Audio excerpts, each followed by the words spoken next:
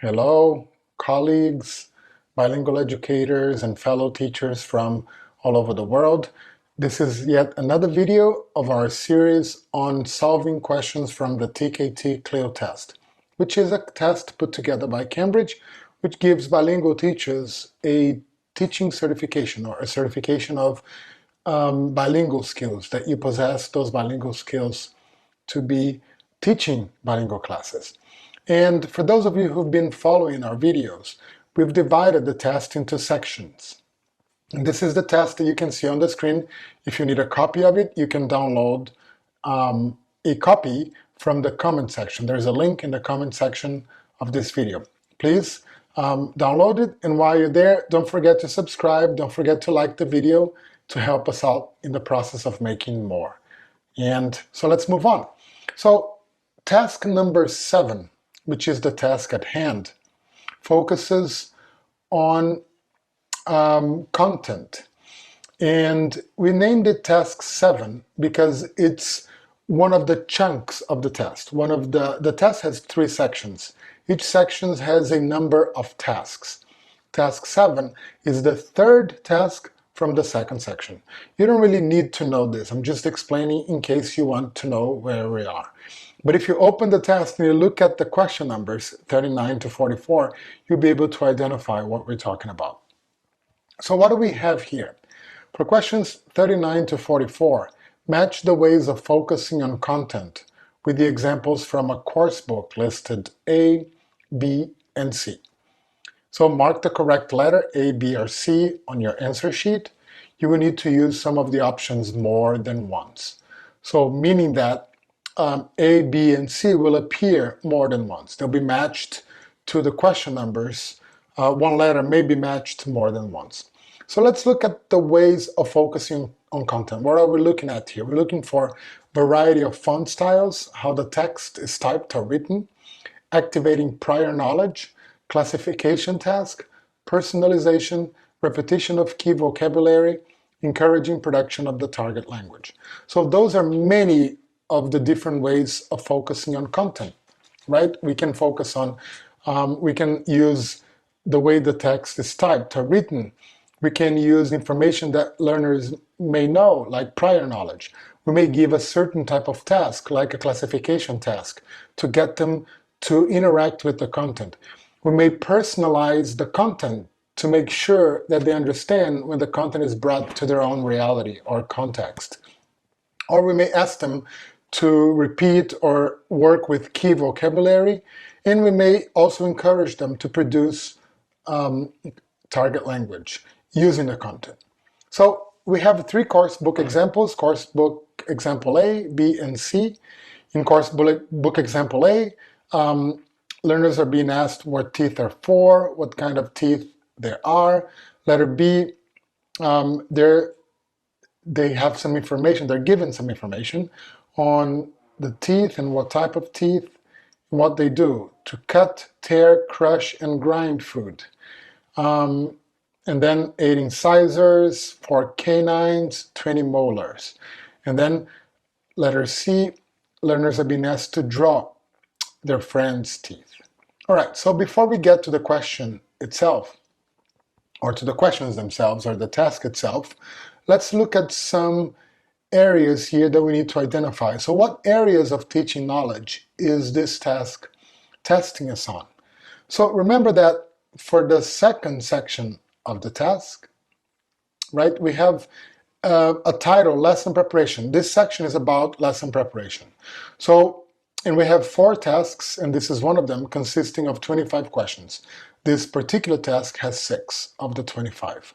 And remember that the tasks always include matching and multiple choice questions. This is an example of a matching type question, right? We need to match the course book examples to the ways of focusing on content.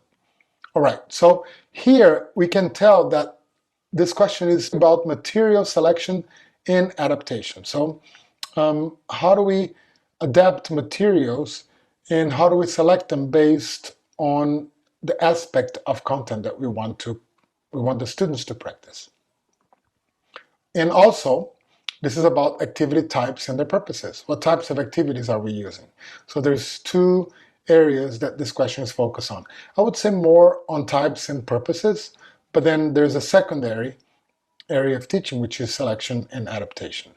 On this screen, we have a table taken from Kay Bentley's book, the TKT course CLIL module, a very good book by Cambridge for those of us preparing for the TKT CLIL test.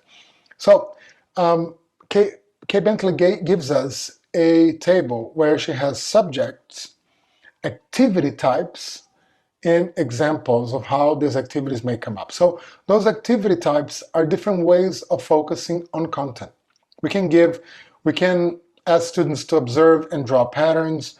We can ask students to state advantages and disadvantages, to do a web search, to interpret maps, develop arguments, perform some data transfer, complete a table, describe shapes, interpret sounds, rank elements, do a test, and classify. So those are all activities that are ways of focusing on content. They could have used activities as a title, but they just used ways of focusing on content. So depending on the subject, you're going to have different types of activities. Of course, classification activity can be part of music, can be part of PE. Those types of activities are not exclusive to the subjects, but you will see some of them more common within certain subjects, or with certain subjects in this case. So let's tackle the question itself. Actually, one moment before that, we're going to take here to prepare ourselves. So what is the task? Well, we need to match examples from a book to activity types or ways of focusing on content. So what do we need to do? Well, first of all, we need to analyze the course book and ask ourselves while looking at each one of these questions. So why would the teacher use this activity? And what would students do when given this activity? So by answering those types of questions, or those two questions. So when gearing up for the question, the first thing we need to look at here is the course book examples. So we have examples A, B, and C.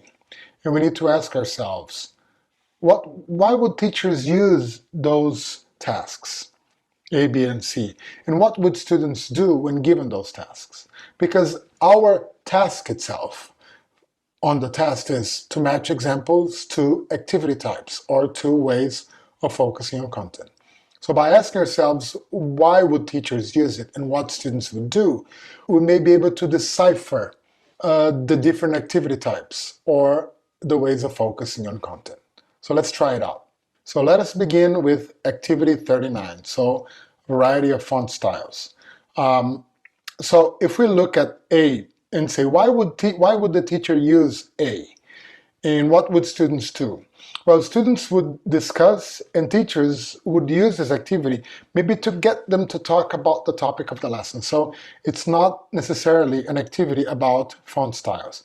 But if you look at question B or activity B, just from the start, we notice that some numbers and words are in boldface, are darker.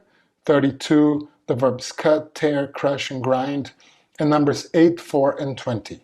And the verbs cut, tear, crush, and grind are italicized, are slanted, right? Slightly slanted. And this italic serves to call attention to main verbs. What do the teeth do?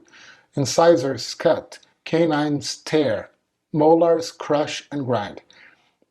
So it's drawing the student's attention to key information, the numbers, the number of teeth, and what they do by using a variety of font styles. So number 39, that's activity B. Activity B is an example of number 39, okay?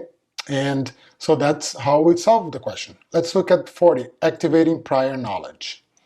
Well, activating prior knowledge, when the teacher gives the students activity A, what are teeth for? What kinds of teeth are there?